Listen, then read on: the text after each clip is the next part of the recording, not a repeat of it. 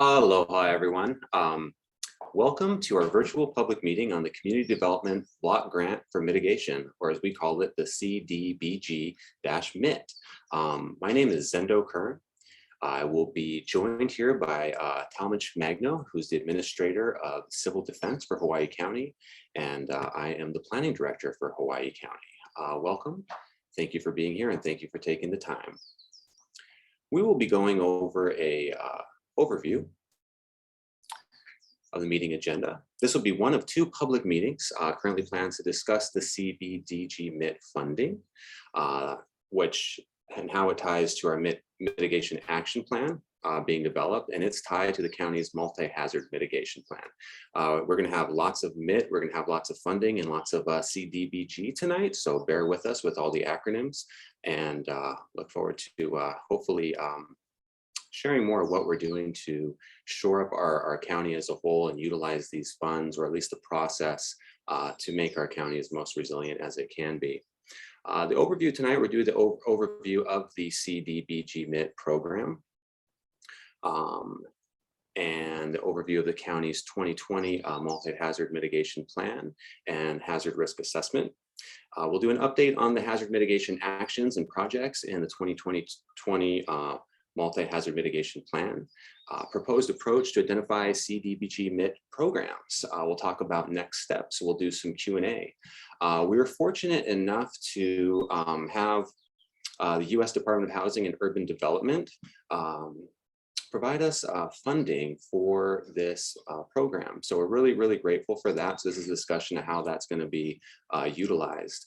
We'll also be covering the risk assessment conducted in the multi-hazard mitigation plan and the action items proposed in the plan, which might be funded through the MIT program. We'll also discuss some of the proposed project selection criteria and soliciting feedback on the approach. So hopefully we're able to convey this very cleanly and yeah, get that feedback again, one of two meetings, and grateful that we actually have this funding. It's a lot more complexity to this than you would imagine. And so we've been working through this, trying to make it the best that it can be. And now we're looking forward to getting that feedback. Okay, we'll go over some ground rules. Participants will be muted throughout this meeting.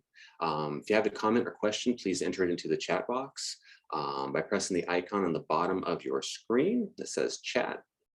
Feel free to type that in. And comments and questions will be discussed at the end of the presentation, and questions will be moderated. So thank you for working with us through that. Right, moving on. Okay, overview of the CDBG-MIT program. I know it's a mouthful, even though I probably say it more times than ever imagined just in the last few months. So the county has been allocated approximately $6.8 million in HUD funds through the Community Development Block Grant Mitigation Program. The CDBG-MIT funds may be used countywide for eligible hazard mitigation activities identified in the multi-hazard mitigation plan. The hazard mitigation activities are intended to increase the resiliency to disasters, reduce or eliminate any long-term risks, loss of life, injury, damage to and loss of property, and including suffering and hardship, and trying to lessen the impact of any future disasters. You know, we've been through a lot in Hawaii County. We've been through a lot in the world with COVID. So there's been no shortage of challenges. And this is hopefully going to help shore us up and create us to be that much more of a resilient community and resilient county. I wish we had more funding, but I think this is a good step in the right direction. The funds will be used for obviously strategic mitigation, and they need to be expended over a 12-year period. So we do have some time, and just again, trying to do things right. Okay, so the goals for the CDBG-MIT program really is to support the data-informed investments, focusing on repetitive losses, loss of property, and critical infrastructure.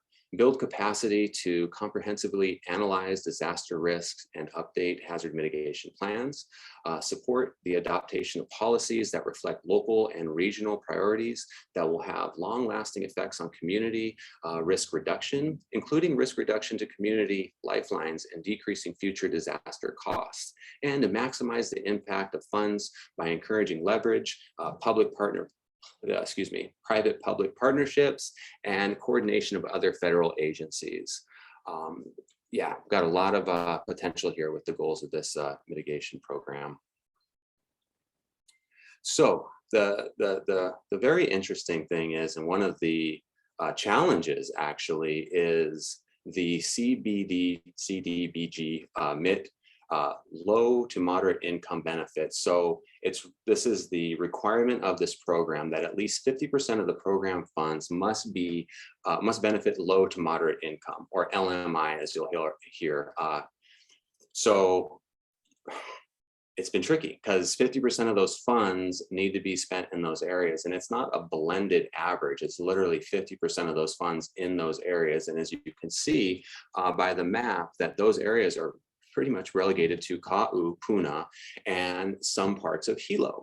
So trying to work through this program, giving equitable distribution and really looking at all the mitigation issues that we have on the island, which Talmadge will get into a little bit later, it's been trickier than one would imagine, but we're really working through it. And I think we got some good ideas. Households that, so just talk a little bit about the LMI component. So, you know, household that is LMI earns 80% of the area median income or less. So for example, a household of 4 people earning 68,500 or less annually is considered LMI. So there's an AMI, which is the area median income. You might hear that related to affordable housing projects, etc. That LMI is 80% of that. So that's really what we're trying to accomplish through this, and spread it out through efforts that really support the island.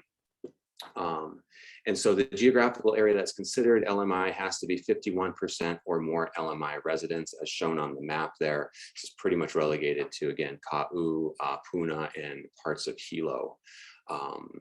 But yet we have challenges around the entire island that Tom should get into a little bit later. We have, from the fires that we've had to high winds, to hurricanes, etc. So it's really going to be great to get the feedback and adopt this plan moving forward. And yeah, pretty excited about moving forward. So with that, I'm going to hand it over to Talmadge to go over the additional process and kind of more of the meat potatoes within the plan and the process. So Talmadge, you got the floor. Thank you, Zendo. Hope everybody can hear me and everybody's having a good day. Start you off with a good evening here, a little bit information about what we do at Civil Defense, the multi-hazard mitigation plan and the federal aspects of this whole operation. Well, back in 2000, the federal government created the Disaster Mitigation Act. And this was put together so that states, counties could start to plan, because the disasters nationwide happen so often that, the government, the nation spends a lot of money. So putting a strategic plan together will help us all in the long run. But anyway, in 2000, this act was created. County of Hawaii did their first multi-hazard mitigation plan in 2010. So this is the second iteration or the second update to it. It's done every 5 years. So the first was in 2015, and we did this in 2020. So like I said, the second iteration of updating this plan. The plan provides for a structure and strategy for basically planning and preventive measures to manage hazards. It ensures that the county's eligibility for specific grant funding sources. Basically, it is your access to federal funding. And what we'll see as we go through my part here, it includes a ranked hazard risk assessment and then identify specific hazard mitigation actions.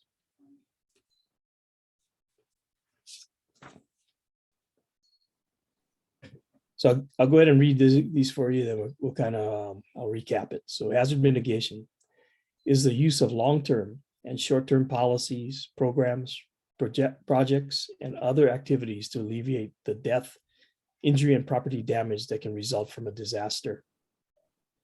And part of this whole process is the risk assessment. Risk assessment is the process of measuring the potential loss of life resulting from natural hazards, as well as personal injury, economic injury, and property damage. In order to determine the vulnerability of people, buildings, and infrastructure to natural hazards. So the example I would like to use is tsunamis. We have had some very catastrophic tsunamis in the history of the Hawaii. 1946 and 1960 especially impacted Hilo. So after the 1960 tsunami, the Kaiko'o project was initiated. So those residential areas, those business areas were moved out of that area, and that area was left as green space, so that it would alleviate further death, injury, property damage, all those things that I spoke of in hazard mitigation and risk assessment. So that kind of gives you a idea of what this whole process is, as far as looking at what hazards are out there and what their risk assessments, what the risk assessment process is.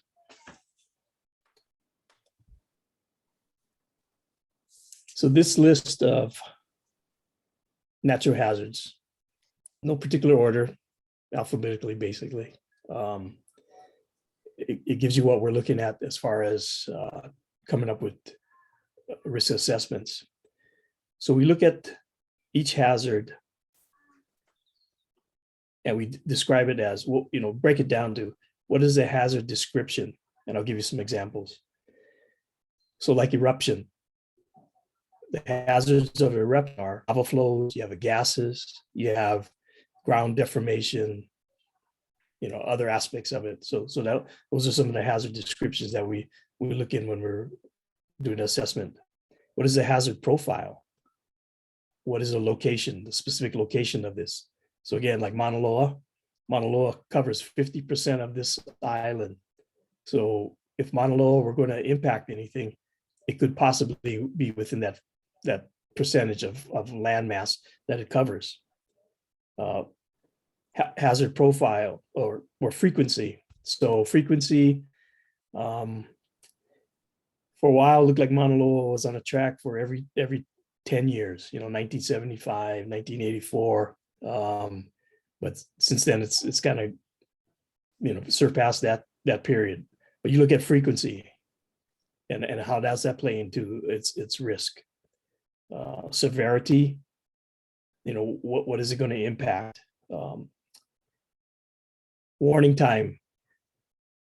Some hazards that we have, we know they come in hours. Tsunami from Chile, Alaska, 4 or 5 hours. Alaska, maybe 12, 13 hours from Chile. We've got time. Then you got the sudden onset ones, local earthquake, tsunami, wildfire. Those are part of the risk factors. Exposure, what is it exactly exposed as far as critical infrastructure, communities, or is it just open space? Kind of lowers the risk there. And then vulnerability, what populations, what effect on the populations, on the communities. So we look at each of these hazards in those lights, and then we develop the ranking assessment. So looking at the probability of occurrence, so the frequency, And you look at the impacts of property, people, and economy, add those together, and then it gives you your ranking score. So the next page, we have what we have worked up in the county, as far as the working group that put together the multi-hazard mitigation plan. This is the ranking that we gave the hazards that we face on this island.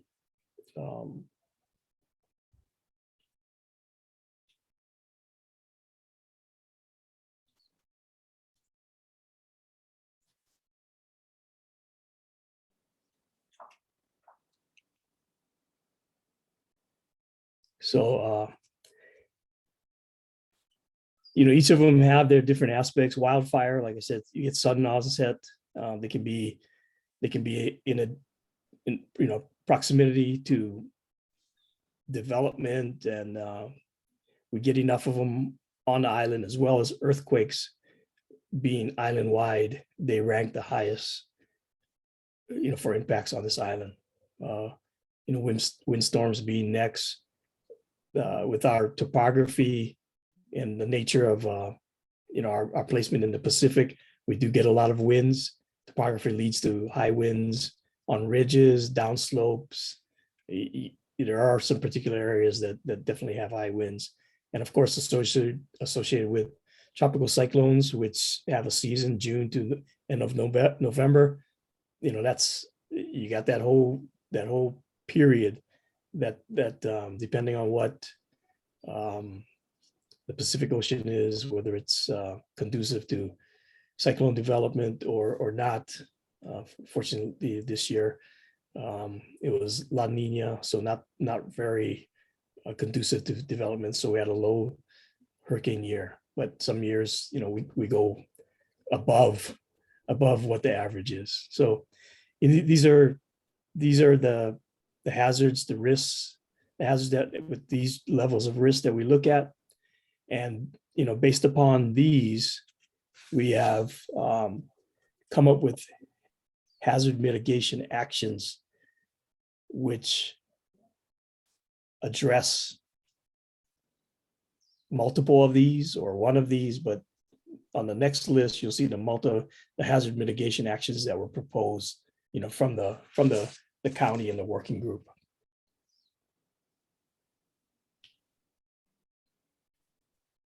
So these you'll see, and they're not really, sometimes self-evident as to what hazard they're addressing. So I'll take the first one, the one that was a priority by the group, the microwave network upgrade. So basically, this is the county system to communicate both by radio and data. And so it affects the county, it affects our response to the community, it affects information as it goes around the island. So basically, it's our lifeline for us to the community and amongst ourselves. If this system goes down, we're basically back into the not the Stone Ages, but we're back to face-to-face communication. But this was the number one project designated by the county agencies. The next one, public safety building, that is the police station. They get flooded out.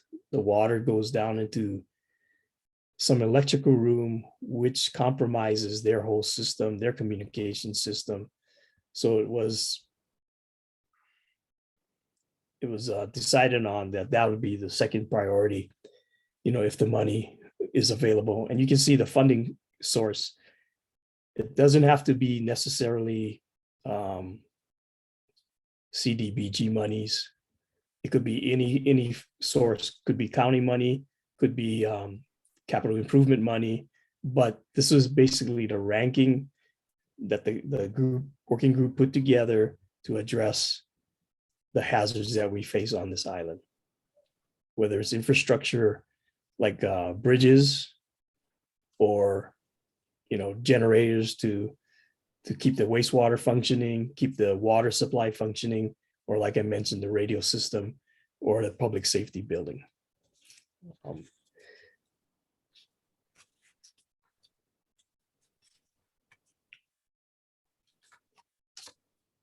So I didn't want to go through each of these, but they're rated from highest to lowest. At this time, not all of them are funded, but definitely the more critical ones we're looking at working on getting funding for. So at this time, I'll turn it over back to Zendo to continue the discussion. All right. Thank you, Talmadge. Just want to say, it's a pleasure to be working with you, partnering with Civil Defense and going through this process. Learning a lot, and looking at that list that you had put that the group put together of those hazards. And of course, I'm looking at the fire one, and I'm like, okay, that's at the top of the list. We're, being on Big Island, we're used to the fires around Saddle Road, and they are what they are. And next thing you know, we had the largest fire, in I think county history. And it just goes to show, like, we need to be ready for anything, really. And that's a really big job of civil defense. I could only imagine what it's being like over there. We're fortunate from the planning department that we're trying to plan things out. You folks are, responding to things, and we don't know what's going to happen. So again, initiative like this is so critical to shore up our county. Granted, I wish we could get additional fundings, but grateful for what we got. So I'm going to go over the general project selection criteria. And this is what we're looking for solicitation from, public feedback. This is to give us feedback on this. As you'll see with the list that Talmadge went over, certain projects that were rated on that list already have funding. That's outstanding. That means the 6.8 million can be used for other projects. So it's really critical that we want to, utilize this to its maximum benefit. The 6.8 million, it's not a tremendous out to do a lot of brick and mortar projects, but there is a lot of room for various opportunities to leverage this, as you'll see on the list. It's critical that the programs have a tie back to the hazard mitigation actions in the hazard mitigation plan. We need to identify the benefit to the lower moderate income residents. So as we're getting feedback, looking at the projects, there's a mathematical equation in there that has to work itself out too. We need to identify the opportunities to leverage other sources of fundings by getting projects shovel ready. So it could be, the design work on hardening of a emergency shelter. So it's shovel ready. So if funding comes through, maybe through a federal source, through a funding source, we're ready to go. We also need to, make sure, or actually we're able to use 5% of the funds to be allocated to the administration and 15% eligible for planning activities, technical studies, code amendments, etc. So that's nice, because that 15% is really an island-wide push. So it's going to benefit the entire island, and it's not used against the LMI criteria. So that's really, really, really helpful. Again, we talked about what the LMI means, and so that's generally what we're looking at there. So let's talk about next steps. The draft released the draft of the initial CDBG-MIT action plan on October 25, 2021, at the following website up there. If you have any questions, we'll have more contact information so you can reach out. We'll have a 45-day public comment period to solicit public input on the draft and the initial CDBG-MIT action plan. That will be open from October 25th to December 8th. Public meeting on November 16th will be held to present the draft initial CDBG-MIT action plan, including the risk assessment and proposed hazard mitigation programs and projects. So this is, again, where we can open it up and get the feedback. Next steps.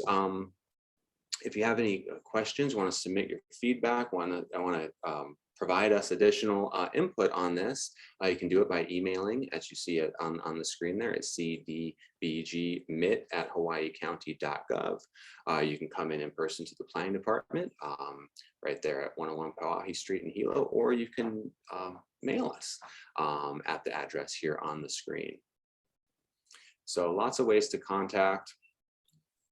And so the next steps after that, we'll have the after the 45-day public comment period for the draft initial action plan ends on December 8th, the county will review and respond to public comments received. The county may make updates to the draft initial action plan based on the comments as necessary and guidance from HUD. The county must submit the initial CDBG-MIT action plan to HUD no later than January 6th, and HUD has 45 days to approve it. Once the CDBG-MIT plan is approved by HUD, the county receives the funds through the grant agreement with HUD. And then we can start working towards getting funding to these projects and shoring up our island and making it that much more resilient. And again, the county will have 12 years to expend these funds. And really, again, a lot of the conversation, the mindset is really trying to get this equitable distribution while hitting the LMI. Our entire island is subject to various hazards. Climate change occurring any given day. We don't know what we're going to wake up to. So this is just a really great step trying to, again, work towards a very resilient community. So, with that, I'm happy to answer any questions. Get into anything you folks need to or want to. And the goal is that this will also be available on our website. So if you didn't have a chance to be viewing this live in person, you can view this later, and again, get your feedback to us. We really do appreciate that feedback and would like the feedback. So really, really grateful for everybody's input and patience as we work through all of this. Thank you so much.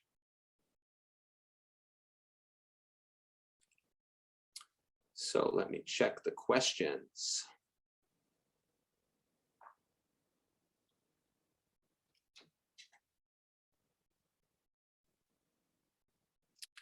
Right. Any questions out there? Go ahead and type them in. If not, we will go ahead and wrap this up and people return back to their evening. Okay. Well, again, thank you all very much for spending the time here, taking the time to provide the feedback. And again, always appreciate the patience and understanding while we work to serve our community that we love very much. Have a wonderful evening.